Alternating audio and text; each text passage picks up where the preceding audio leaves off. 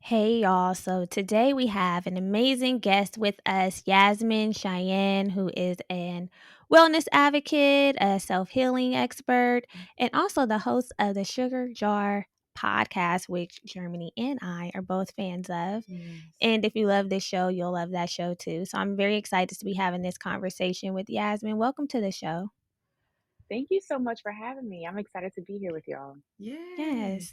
We're super excited. Like Brittany was mentioning, we love the Sugar Jar podcast and the content that you create.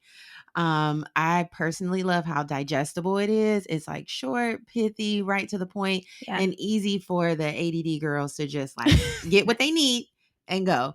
So I just really appreciate that. So thank you again for creating such amazing content. Yes. Thank you. Mhm, mhm. Yes. So, how did you find yourself in this wellness space? I know we all have different journeys of how we land here, but like, share with our listeners a little bit about your journey and how you landed here. You know, I honestly feel like wellness found me. I Mm, was not looking, I didn't know what wellness was. No one I knew was on any kind of, we wouldn't even have used the word mental health or have right. discussed that at home, right?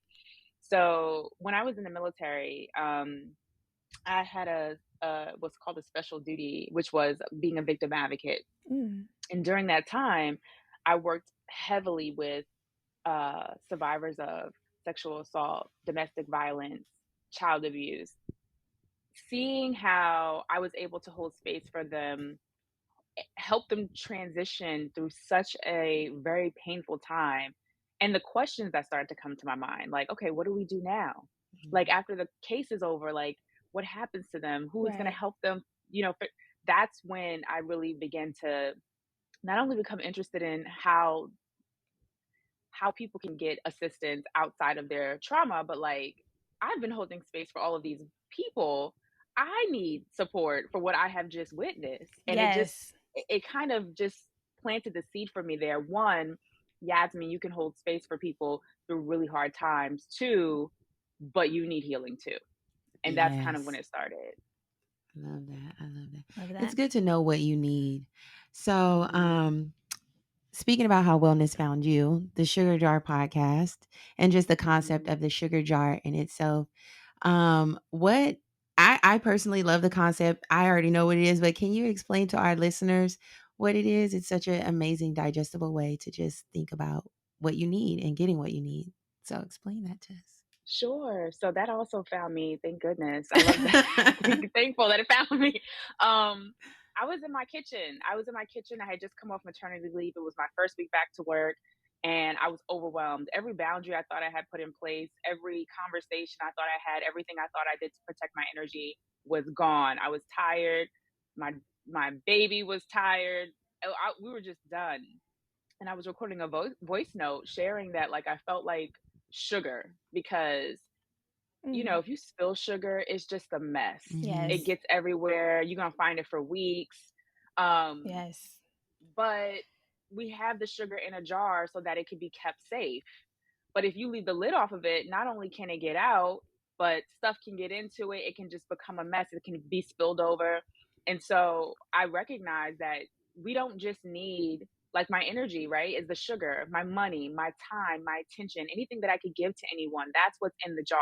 That's my sugar. Mhm. The jar itself might be the boundaries I have in between me and other people, spoken or unspoken. But without the lid on my jar, which is really that permission piece, Right. then people can just take what they want. People can just take sugar because the jar is open. Mm. Mm, And yeah. most people are like, well, you left the lid off your jar. I'm not going to ask you whether you want me to take it or not. I'm going to assume It's for the since you taking. don't have it's for the taking. It's open, baby. Yeah. So I realized, oh my gosh, I got all these boundaries in place. Yeah, I have my sugar in a jar, but I don't really have my lid on my jar. So that's when it was time for me to start really putting those firm boundaries in place, not only with other people, but with myself, Mhm. because I'm the one who's responsible for putting that lid on. Yes. So what was keeping me from doing that? Yeah. the guilt, the, all of the things. And so the sugar jar became the way that I could easily teach what I was already teaching, but everything can be easily digested, I think, Mhm. through understanding what happens with a jar. And the cool thing about it is everybody has a different jar. Right. Mhm. We don't have, when you envision that jar, some people, everybody sees something different. Yeah. So it allows people to personalize it too. Yeah. Yeah. I love that because um typically we consider or we have this idea around conserving our energy, and I use the concept of like a bank, right? There's Mhm. withdrawals, there's deposits, a healthy amount of both is like okay, everything is operating well. But your concept of the sugar jar, even thinking about it in reference of like amount, like cups, like I need 4 cups of sugar, I need 5 cups of Mhm. sugar, it makes it so much more I guess from a visual standpoint, like, okay, actually, there's 1 cup in here and I'm Right. not operating Yeah. well. I Right. need to put some things Right. back, as opposed to like the bank. It's just like, oh, what's coming, what's going. It's not as like, I guess It's like not as from, transactional either because you Yeah. yes. have to what the bank is somebody else's. Yeah. The sugar jar lives in your kitchen. In So your you get home. to keep it in your house. Yes. Period. Period. Yeah. Yes. Yeah. Yes. And I was listening to something and you shared like your acronym for the word sugar, taking it even a step Mm. further. Can you share with us what that is? Because I was like, the way we are really tapping into this sugar is just it for me. Because I've always looked at it Oh, as a sweetener, but Yeah. now I'm looking at it yeah. bigger. The sweet tooth Oh, piece. I hope I remember it by heart. It's sugar. It's S, say no. U, use your voice. Yes. G, give to yourself too. A, always check within. And R, resist the urge to overgive. And Mm. it's Mm, kind of like a reminder to yourself on how you're going to not only interact with others, but like checking in with yourself. We love to talk about how other people are taking advantage of us and using us. And sometimes there are those things, in cases of abuse, in cases of situations where there's manipulation and things like that, people are taking advantage of us. That is yeah. also true. But it's really important that we recognize the ways in which we allow a lot of stuff. We ignore Yes. our red flags. Hmm. We, think we're going to save folks. We take on projects, all of the things that we do that there's already like a flag inside, like, hey, we ain't got energy for this. This isn't aligned with us. Right. And we just ignore it. We ignore it because we love people. We ignore it because we hope that people are going to come with us, but we cannot bring people along kicking and screaming. They have to choose it. Right. Mm, And so, yeah. It gives big martyr energy. yeah. Wanting to Hmm. do Savior. hella much and then you be resentful, but really it's like you allowed yourself or you put yourself in this position where now you're doing all of the things and upset when you're spread too thin. I know. So the And boundaries sometimes we piece. don't even know. Yeah, sometimes we don't know we're spread I too thin know. because if you identify as a strong friend, and Uh, especially just Black women in general, we Listen. you know we tend to hold everything without. I mean, I don't know about you, but I didn't grow up seeing the women in my life breaking down. There would Mm, be like everything happening around, yeah. and it would be like dinner will still be ready at the same time. Like life would just keep continuing on, and I think that Yes. there's so much that we carry, um, but we don't have to be the foundation that everyone comes back to, in right. which we hold all burdens, all wisdom. Like we need to allow people to take care of their own sugar jars. Like this is not a community kitchen. Mm, Right. This kitchen just holds my jar and those of the people I take care of. Yeah. And then people can be responsible for their own. And it takes a while for us to get to that space because we often believe like if I don't do it, then they're not going to do it. And sometimes we have to allow people to figure that out. Yes, and not it's that yes. piece. Let people hit the ground if they have to, and I feel like you have to be the soft landing place. It's like, "You know what? You did this, you figure it out. I'm taking myself out of it. Hmm. Can't always be here." Yeah. And you mentioned, boundaries, and boundaries are so important because they teach people how to treat us, and they help preserve Hmm. our energy and just our mental health overall, which Our is sugar. Hmm. yes, so Our important. sugar, yeah. So, the thing with boundaries is, although they're very necessary, they can be super hard to enforce. They're Mhm. intimidating.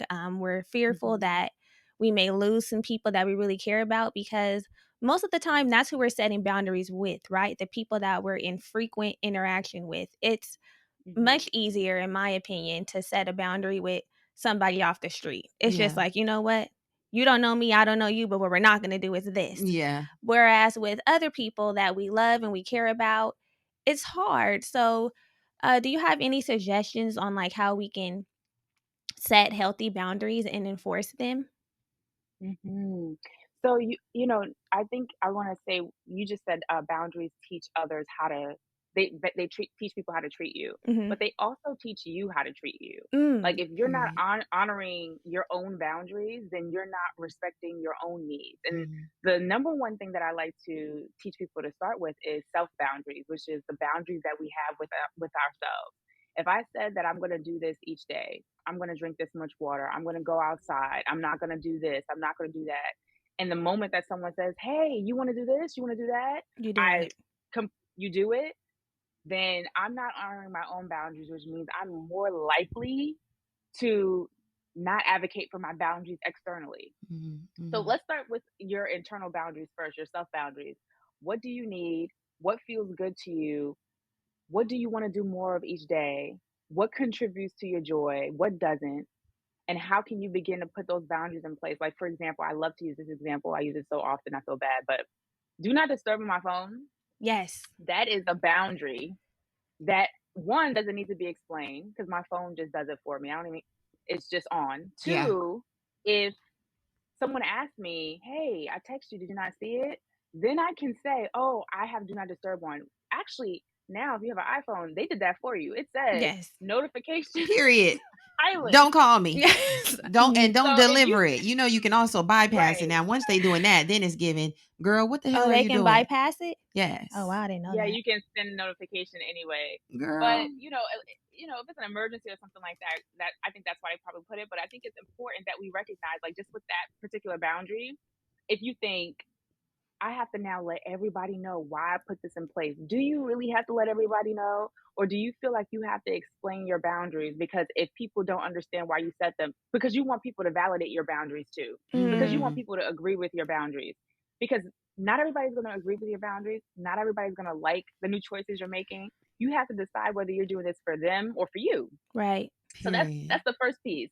Then the second piece is the external boundaries, the ones we have with people that we're in relationship with, that we're connected to. For some people, they struggle with setting boundaries with strangers too, with Yeah. allowing, with saying what matters and what doesn't. But most people struggle with those personal boundaries with the people that they are in relationship with closely, their families, their partner, friends. And I think you really have to ask yourself, what service am I doing to this relationship by Yeah. not setting these boundaries? Like, for example, most likely, if you don't have healthy boundaries in your relationships, you are often pissed with people and they don't know it. Yeah. You're resentful. Mm. You feel overwhelmed. You might feel used. You're harboring all of these emotions that may or may not be communicated. Is this contributing to the relationship that you believe you're upholding by not setting boundaries? Mm. Or is it actually contributing to an unhealthy relationship that could potentially be closer if people understood what you needed? Now, I always tell people this: boundaries do cause some relationships to end. Right. Mhm. But the only reason that they may cause them in most cases is because they were in relationship with you because you didn't have boundaries. Oh, shit. So now that you have them, They they're can't they're handle it. out. Yeah. The people who love you may struggle with the choices that you make in the way the relationship changes, but they will be happy that you are choosing yourself. Mm. The people who struggle with you being healthy and happy and choosing yourself and not just putting them first, those are the places where boundaries usually, in those relationships. They do. I find it most difficult to implement boundaries with my mom. Mhm. Personally, I just feel like we've had a few instances where, and it's usually every couple years, like as I mature Mhm. and as I grow into like my adulthood and more than that, my womanhood, it pushes against our mother-daughter dynamic a little bit, whereas things that she probably at one point felt like she could say very freely to me, where at this point in my life, I'm like, oh, hold on, girl, that's actually off limits and off the table. Mhm. But I found that, like you mentioned, choosing myself and what I need to feel my best in our relationship is implementing like, hey, ma, I don't really, that's not up for discussion. That's not up for, us to talk about. And it's not that I'm saying it in a mean way, but I'm saying it in a way that also validates my own experience, because I don't want to be upset with you every time you Mhm. bring this thing up, and then now we beefing, now we Right. funking. I don't want to do that. Mhm. So it's difficult, and I know that a lot of people have those issues with their parents, and sometimes a rift can come between us. And you mentioned that these relationships will either, sustain themselves after the boundaries have been Mhm. implemented, or they'll fall to the wayside. And in those situations or instances where they fall to the wayside, how do we handle that transitionary phase, like, right? That transitional phase, rather. Mm. Yeah, I just want to say I love that you brought up the relationship with parents, because I think it's important to mention that just because our parents don't honor our boundaries, it doesn't mean that they don't love us and they don't care about us. A lot of Definitely. times our parents feel like, I brought you here, Right. you're gonna listen, do what I want. I didn't have no boundaries with my parents. I don't know who you think you are to put Right. boundaries in Listen. place with me.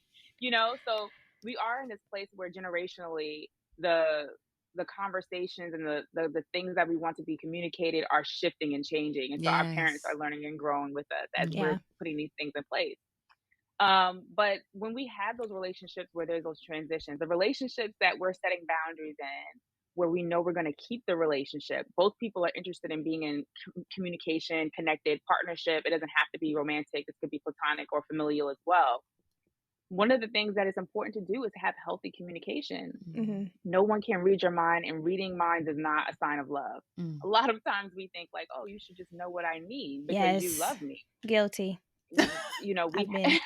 right, Yeah. we have to say what we need. Mhm. So when you feel yourself having that boundary violation moment, like, oh, I don't like that they did that, give yourself a moment to process it and then say, hey, remember when you said that when we were in that group of people? Mm. I know you were just joking, but like, I didn't like that. It kind of hurt me. Yeah. Learning how to have that in place so that they recognize, oh, I thought you were cool with that. You don't like that. Okay. That's how we put those boundaries in place. Now you have that conversation, and then the next time y'all in a group, they make that same joke. Now you have a choice to make. And it's Yeah. not like, I'm not saying you have to cut them out of your life, but how are you going to advocate for that boundary from here on? Are you going to, say something to them right then and there? Are you going to let them know, like, hey, don't do this again? Like, what are you going to maybe not tell them certain things so they can't joke about it publicly? Like, you Mhm. begin to have choices, because we can advocate with people, but we can't control what people say or do. And that's the Right. tough part with upholding those boundaries. People can still decide to do what they want. When they do that, that's when you have to make the hard and tough decisions, sometimes without them Right. involved. Right. Then That's it's very. giving peace out. That's so true. Like, that's happened to me before, allowing space for other people to impede on boundaries that were kind of loose. And sometimes Mm, you do have to implement a hard boundary, like for instance, with the do not disturb feature or the blocking feature. If someone's continuously mhm, calling your phone that you don't want calling, then instead of just, I would be like telling them, you got to stop calling me. You got to stop calling me. I don't want you calling me at this hour or this frequently. And they weren't listening. They were just doing what they wanted to do. I'm like, well, now you have to be blocked Right. because clearly mhm, you don't respect the loose boundary that I had in place, which was me verbalizing that I didn't like the time that they were calling or the frequency that they were calling. And they were like, well, there's nothing moving me to stop doing this. So I had to take the responsibility and the accountability by implementing the block feature, because it's like at this point, if I keep it like this, then there's not going to ever be change, and it's going to turn into my fault, I guess. I guess that's what it would be. It's like, okay, there's this additional step that you can take Mhm. to make sure that the boundary is actually enforced. So you have to take it even though it's maybe tough. Yeah. yeah, and I think boundaries aren't from a place of blame or shame. I love to talk about boundaries. They are loving things. When we Mm. put boundaries in place, we are showing people, you matter to me. I want to keep you around. I'm teaching you what makes me feel good so that our relationship continues, Mhm. right? People that we care about, like our coworker or our boss or something like that, we may have boundaries in place, but we're not going to be as heavily invested maybe in those relationships as we are with the people completely close to us. So boundaries are things that we're doing to teach people how to love us, treat us, make us feel safe, because that's what boundaries do. It's about safety. Mhm. When we don't feel safe, we often act different than we would when we do. And that's different for everybody, whether it's telling somebody off, whether it's shutting down, whether it's isolating. We do whatever it is we need to do to feel safe again. Vulnerability is allowing people to see that you're hurt, that Mm. you are affected, that this isn't working. Mhm. Once you share that information, if they can't respect that, then it's back to implementing what will help you to feel safe. Like you said with the block feature or with the do not disturb feature. There are still people who will call me, even though I have do not disturb on. The question is, you don't have to answer it. Mm. Do you answer it? And I mean, sometimes I will because I'll say, "Oh, is everything okay?" "Oh, I just want to check in." I say, "Oh, okay. Well, I'm, about to go to bed. I'll talk to you. I'll call tomorrow." Mhm. Boundaries don't mean that you are the only one running the show. Then tomorrow I have to ask them, "What time works for you?" Because I'm honoring their boundaries. Right. Mm. And then we decide together, we compromise, we find a way that we can honor each other. So I think that's also important because boundaries aren't ultimatums. We're not saying you're going to do this or else. It's Mm. this is what makes me feel best. And then they get to sometimes counter and say, this is what makes me feel best. Now, for example, not wearing shoes in our house. If you have a rule where no one wears shoes in the house, there's no compromise there. Like if you Yeah. Right. want to come inside, you need to take your shoes off. Period. Or stay Sometimes we have outside and very I'll talk to firm you through the door. right. We have very firm boundaries. But if it's in a relationship or a friendship or a family relationship, maybe you're saying like, "Hey, mom, I don't want that's off topic. You can't bring that up." And maybe your mom comes back and says, "Hey, but I think that I can help you with this. If you could become open to Mhm. this advice in the future, let me know. I'd like to share it with you." Then you can say, "Okay, I'll think about it." And that's what you come to that place of. Like they are fluid. Boundaries change, and that's why I love the jar Yeah. because we get an opportunity to see how our energy changes based on what boundaries we put in place. Yeah, yeah.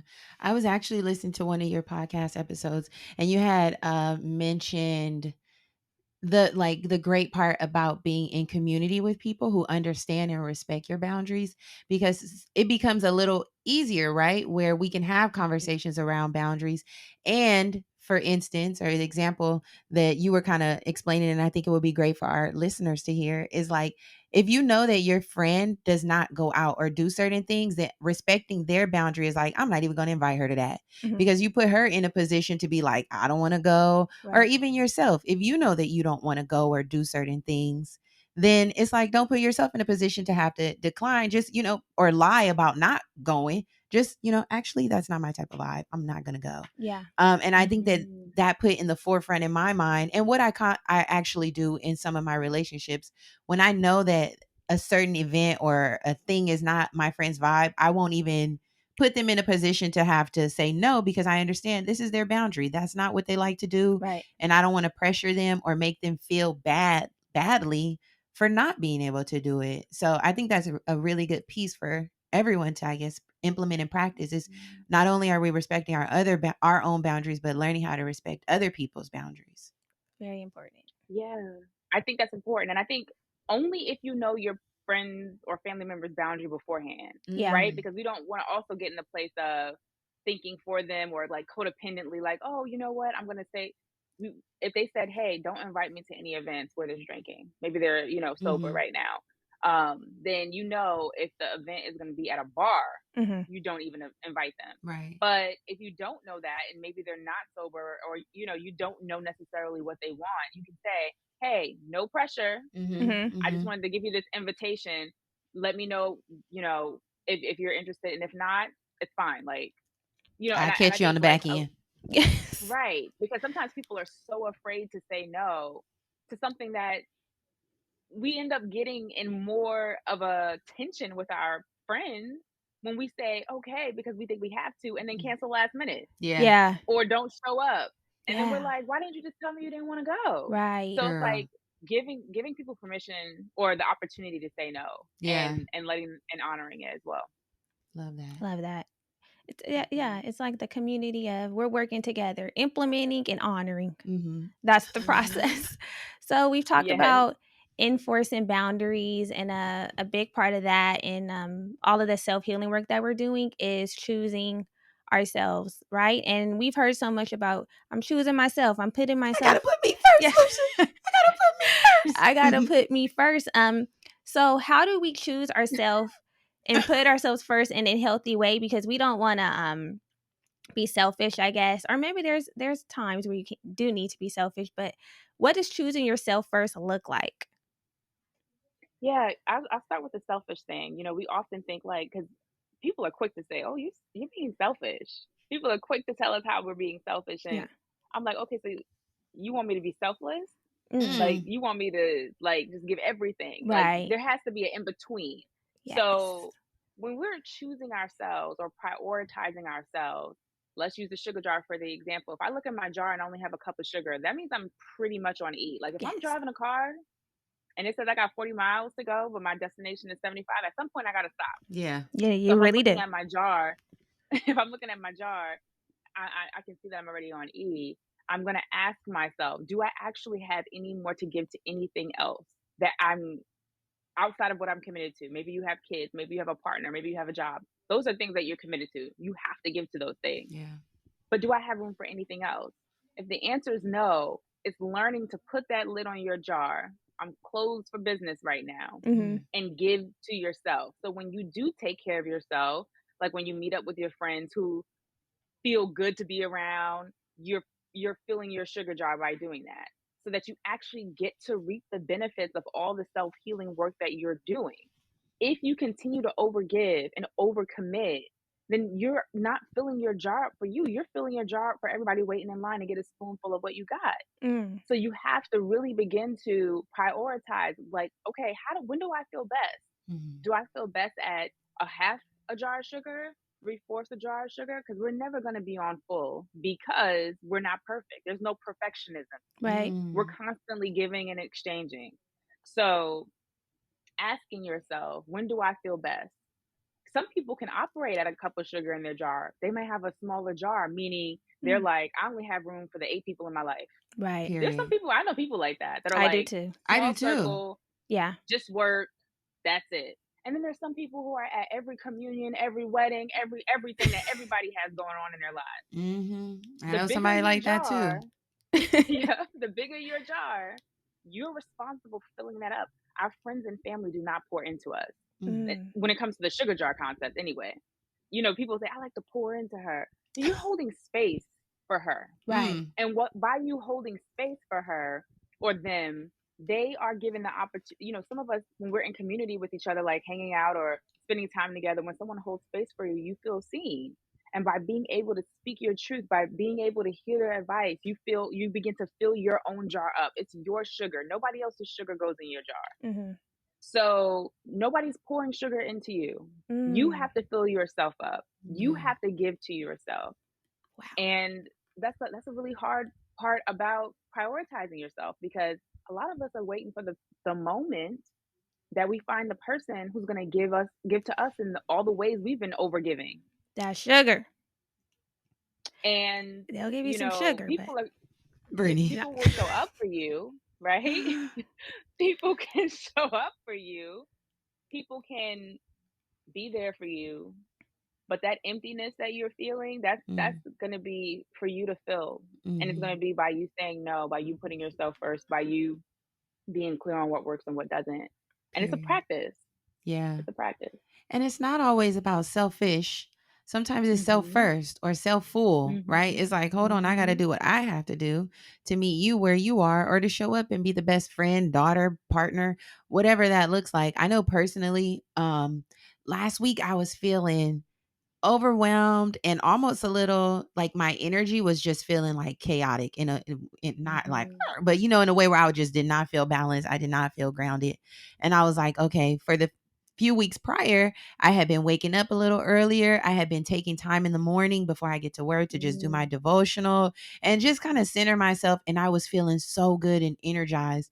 And last week I was like, all right, hold on. I have not gotten up early. I have not read my devotional.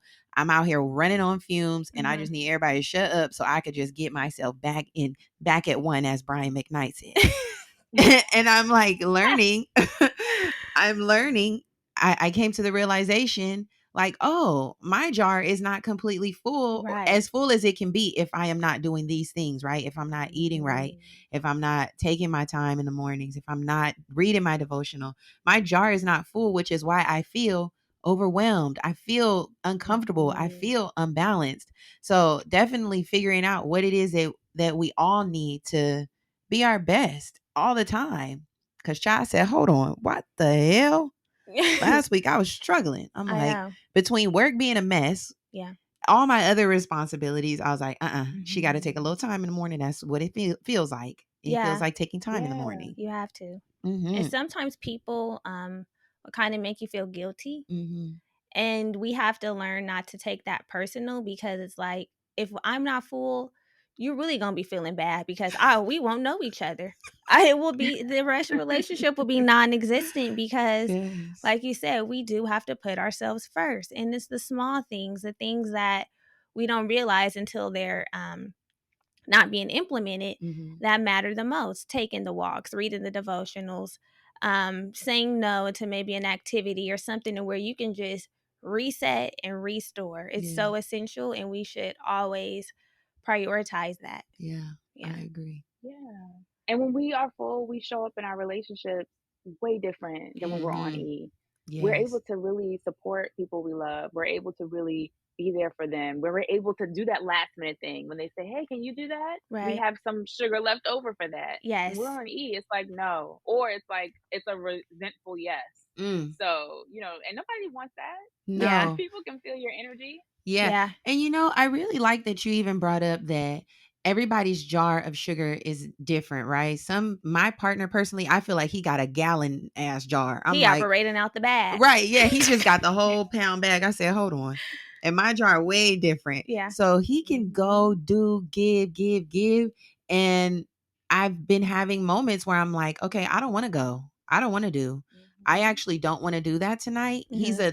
He just goes out a lot and just always wants to support people. And a lot of times I'm right there. I'm arm in arm with him. Hmm. But last week when my jar was running on half fumes on a little bit of powder Right. sugar, I said, I actually cannot go. I had to decline the invitation. I said, babe, just go Yeah. without me. And it felt good to me to Yeah. say, no, like I'm going to go ahead and stay home because I want to eat dinner at a good time. I want to Yeah. wake up early. Hmm. I just want to be pouring some sugar back into my damn jar. Right. So Yes. even in relationships, right? It's like you can't expect people to, just because we're together, our jar does not look the same. There's a Yeah. lot of commonality between us, our, foundational morals, ethics, all of that. But baby, we running on different energy sets. I'm like, Yeah.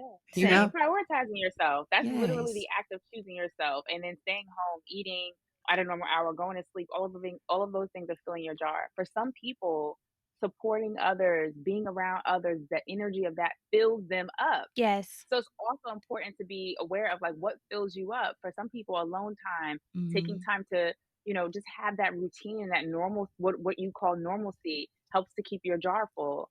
For others, having the sporadicness of not knowing when another invitation is going to come, not knowing what's going to happen in the night, being with friends, being with people, that fills them up. So Hmm. just being clear on that is helpful too, and not expecting your partner to get in alignment. Like literally, what you just talked about is is a healthy relationship. Yeah. Understanding what you need, your partner understanding what you need, and not guilt tripping you into going even though you need it.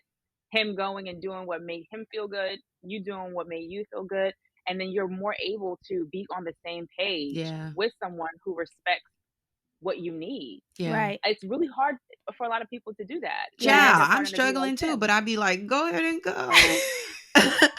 But what I'm learning is it's what he needs, and I want to support him in that. And because I'm understanding it, it's helping me to not be resentful when he does want to go.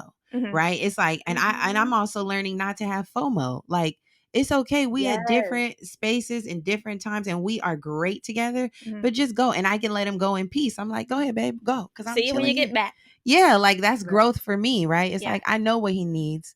He's expressed what he needs. I want to honor that. And it just helps both of us. I don't have to be resentful. He doesn't have to be resentful. Everybody's just living in harmony, Yeah. which is the way I need it to be. Harmony is key. Don't stop me from doing what I need to do. It's Yeah. a need, because people can look at your needs, because they're so drastically different from theirs, as maybe not being a necessity. Mhm. Like, you don't need to go out that much. You don't need to stay in that much, when it's like, I actually do. Yeah. This is what's filling me Yeah. up. I'm an alone time girl. I'll be like, you know what? I have to separate. In my relationship, I'm like, I gotta go home. I Thank gotta you. put me first. I have a home right now. I don't know how it works when you move in with people. It's You probably need different. a separate Yeah. room or something, but as of right now, while there are separate residences, I have to go home for a little bit of alone time, because that I definitely need that. And like, sometimes it's me in my morning walks alone, Yeah. not talking on the phone, just really tapping into myself. I never want to disconnect from myself, no matter what relationship that's in, if it's just boyfriend, girlfriend, marriage, motherhood, friendship, whatever that relationship looks like. I have to have alone time. Yeah. You have to. You have Mhm. to. She does. It's And essential I for think me. I think that is,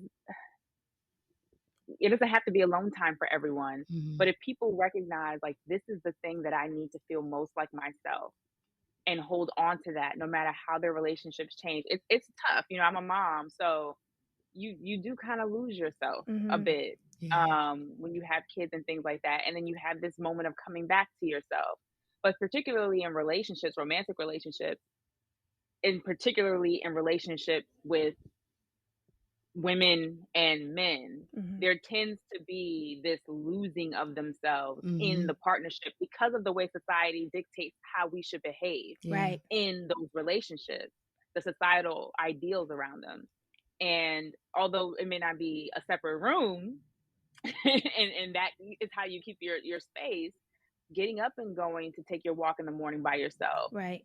asking for that alone time, saying, hey, that communication, like, you don't have to, for people who are listening and are like, that's me, I need that, but I live with somebody already, what do I do? Yeah. Mhm. Communicate what you need. That's what's missing for a lot of us when we, when we live in different places. I remember when I lived in a different place than my husband, it was like, okay, I'll see you next weekend. That was the boundary. It was like, I need space, Yeah. Yeah. so I'll see you next week. When you live together, you're not going to be like, I see you next week, right? Right. Unless you're traveling or going to do something. So it's like, hey, I need some space tonight. Can you watch a movie downstairs so I can stay upstairs and just have my alone time? You begin to have to communicate a bit more what you need. Hmm. So if you're listening and you're wondering how to do that, it's it's the communication that helps your partner understand, so that they're not making up a story about why you are pushing them away. Because if people don't know why you're saying you need space, then Mm. they start to say, "Oh, maybe it's something I did. Maybe they don't Right. like me no more. Maybe it's this. Maybe." Yeah. So, Yeah. It's not you, it's me. That's really healthy. That's why I be letting him play his game in the living room. I said, "Good night. I will go. I'm not gonna stay up with you, baby. I'm going to Yeah. bed." I'm Yeah. like, "Do your thing And out you'll here." watch your shows or whatever. Yeah. I'm like, "Good night, babe. mhm. Have fun." Yeah. So here on the show and in our community, we are very big on accountability and ownership. And you have the sugar jar check-ins as well that you do on your Instagram. And I've seen a couple Mhm. where you talk about just those two things, accountability and ownership. Like, one of them that really shook me. Yeah. I was like, okay. Was like when you were like, be mindful of the language that we're using when we say that people have a hold on us. Like, I've been Mhm. guilty of that. I've Mm. been guilty of that. I've been like, in relationship, like, he has a hold on me for some reason. I can't get out of it. I can't make him stop calling. I can't make him stop popping up. I can't make him, Leave me alone. period. And I was going with the narrative of, he got a hold on me. But you said that Mhm. it's not always that someone has a hold on you. Sometimes you're allowing yourself to be held, and you Mm. need to take your power back and switch up the narrative. And I was like, whew, testimony, powerful, a word. Yeah. It was The given reclaiming church. of It was power. given church. And so, can you just speak to that? Like, taking your power back and changing that narrative around? Because I know a lot of the girls, we fall into it, and sometimes it's like an ego thing too. Like, he can't let me go, or Stop it. it's sickening. No, it really is. Yeah, No, it really is.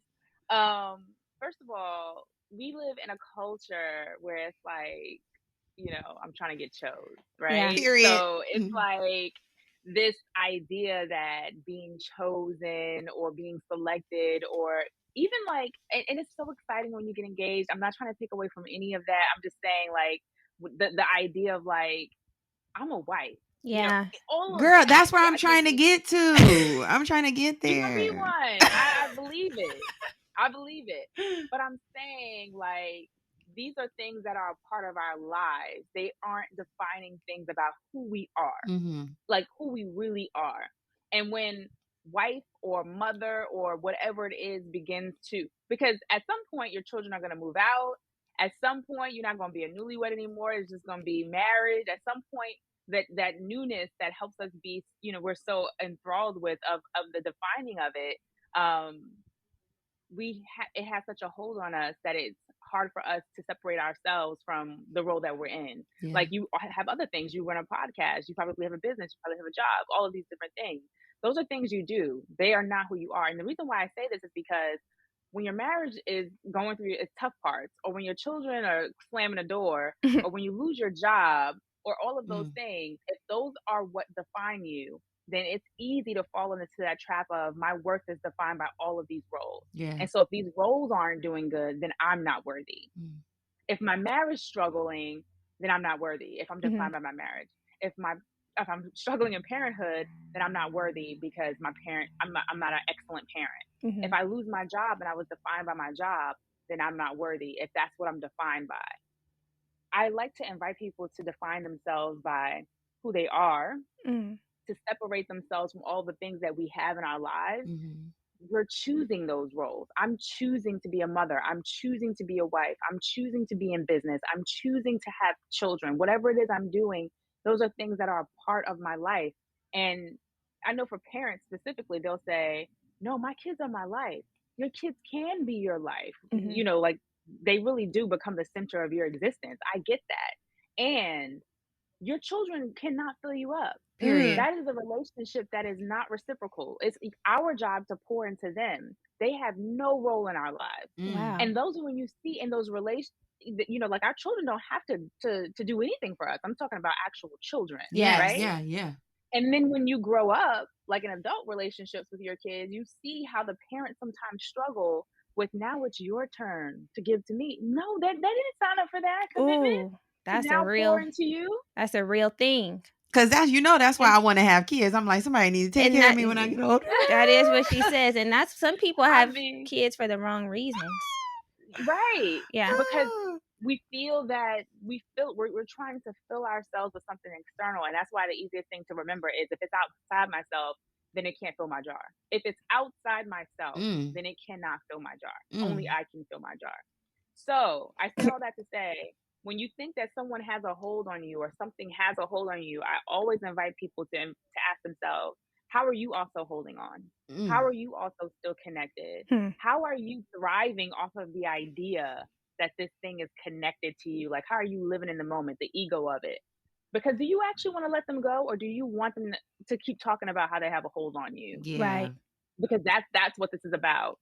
And it's okay if it is. This is not from a place of shame or judgment or anything. We have to be honest with ourselves in order to understand what's really going on. You might come to the conclusion of, actually, I like having them around. And so I like talking about the fact that they have a hold on me. Mm. I'm hoping we get back together. If Yeah. Right. that's the truth, at least you know it now. Versus, no, actually, I'm really ready to move on from this. Okay, so then it's time to put those boundaries in place Right. because you're a part of this cycle. Yeah. When you really get ready, things start changing. Then you really start saying, I'm actually tired. Don't call me no more. And things really hit the fan. Right. Seriously. Seriously. It's Yes. like, actually, no. Yeah. I mean, I had that same experience with an ex who was like, calling me every other week after we broke up. And I said, actually, you cannot call me this frequently. We are actually not going to be talking. And my number was changed. Yeah. My number was changed. For a while, it was like, oh, that's cute. He's still, Right. Can't let go of the girl. right. He can't let go of the girl. Yeah. But then when I was ready to be held by someone else, Right. Now and he was still he's on my gonna let go of phone. me if you don't let me go. So Exactly. that's when you had to come in with the scissors. I'm like, Because you were gonna play yourself. That was what happened with me. Sometimes you need something. Mhm. Yeah. I agree. Yeah. I agree. Well, Yeah.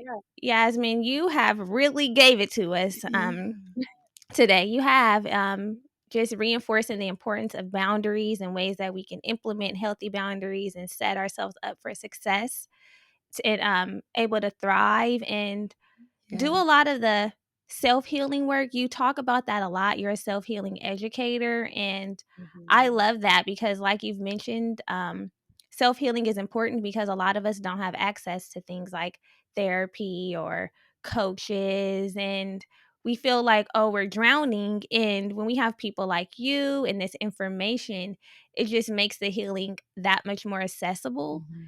And I Mhm. love that for us. And even sometimes, as someone who I think has done some self-healing work, sometimes you get in therapy and you realize, like, I've done a lot, you Yes. know? Like, I've Mhm. done a lot, and maybe I can keep this additional $100 in my pocket, and if I stumble across, an incident where I do need some assistance, it's great if I have the resource, but if you don't, it's like that self-healing is so important. Yeah. Yeah. Yes, I Mhm. agree. And self-healing, I hope that it helps people, like, even if you are in therapy, you go once a week, or most people go twice a month, Yeah. right? Mhm. If you can. Yeah. What's happened in the other 28 days? Right. Like, that's where self-healing comes in, because you have to be able you want to be able to practice what you're learning with your therapist or your coach, your spiritual healer, whoever it is, outside of it. And so that's what I hope that work, it fills that void. And especially if you can't afford therapy or coaching or anything like that, you don't want to have to wait to figure out why you're uncomfortable in your life until you can afford those things. You can start that work now. So yeah. Period. Don't put off today what you can Hmm. do. What they say? Now, something like that. Whatever the saying is, y'all know what I mean. Stop Yeah. procrastinating. Something Do like your work. yes. Yasmine, this has been such a treat for us. Just speaking with you and getting all of your amazing knowledge, and we're so grateful and appreciative. Can you let our girls know where to find you, what you have going on, and just how to connect with you? Yes. Yeah, so you can find me on Instagram at Yasmine Cheyenne. And then if you're interested in diving into your self healing work, you can download my app, the Sugar Jar Community app, which is free and paid. So it's free to download. You can do journal prompts and all that good stuff for free. But there's also workshops. So yeah, those are the two places. We love that. Girls, you better get in on that app. Yes, and we'll have all of this information down in our show notes. Again, thank you, Yasmine, for joining us today. We appreciate you. Thank Yes. you for having me. Yes, girlies. We'll talk to y'all soon.